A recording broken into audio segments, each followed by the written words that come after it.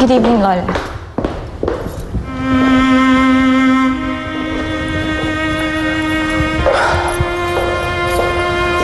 Kumusta na ang impostora? Ayokong madikitan ng pisngi ko ng mga kasinungalingan mo. Ano ba talagang galit niyo sa akin? At bakit pati kay Mommy kung ano-ano kinukwento niyong kasinungalingan? Laban sa akin! Maraming salamat sa pagtitiwala, Miss Contreras.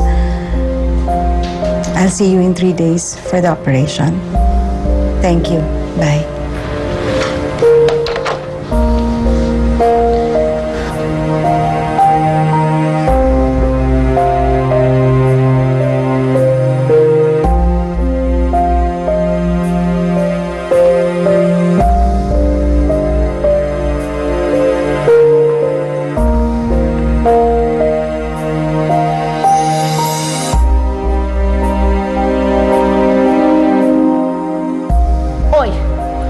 Ayusin mo ang tono ng boses mo.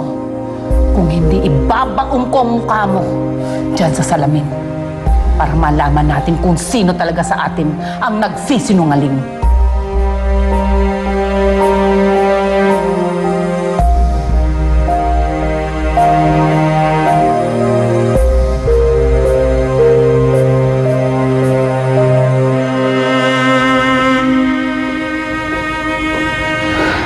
Tina, bakit?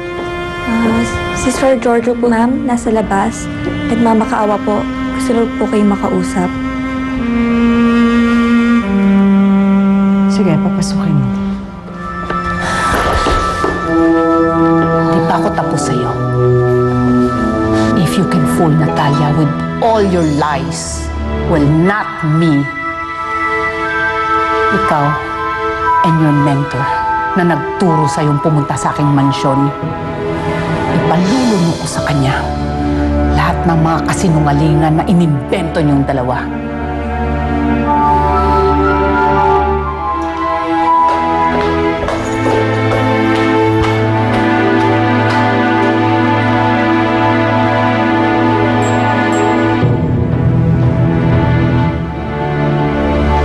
Sabihin mo na kung gusto mo sabihin. Pinapaalala ko lang sa'yo, may TRO ka. Yeah. Simple lang naman ang gusto kong sabihin sa'yo eh.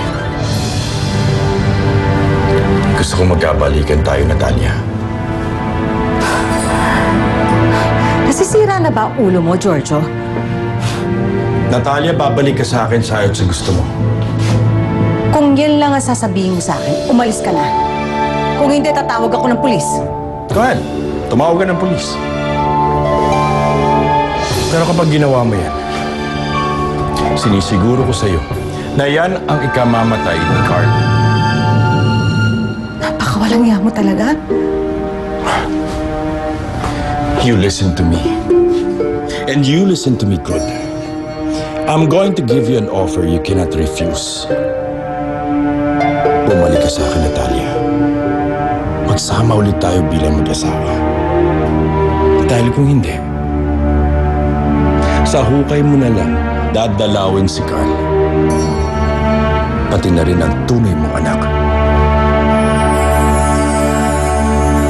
Doktora, sigurado ba kayo sa gusto niyo ipagawa? Magiging malaki ang pagbabago nito sa dati ninyong last will and testament. Attorney, I've made up my mind. I'm on my last flight. Gusto kong itama lahat ng pagkakamali ko sa buhay ko. I'm not as evil as some people perceive me to be. Alam ko naman, Natalia, na kay Carl lang at sa anak mo umiikot ang buhay mo. Pero alam mo, hindi si Adriana ang tunay mong anak.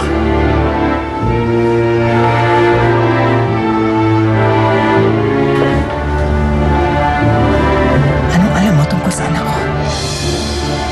Uulitin ko sa'yo. Hindi si Adriana ang tunay niyong anak ni Carl. Sa tingin mo, sino kaya nagpapadala sa'yo ng mga clues na yan? na nagsasabi na buhay ang anak mo. Well then, I will revise it and authorize as soon as I can. Tatawagan ko na lang po kayo kapag naayos ko na lahat. Thank you.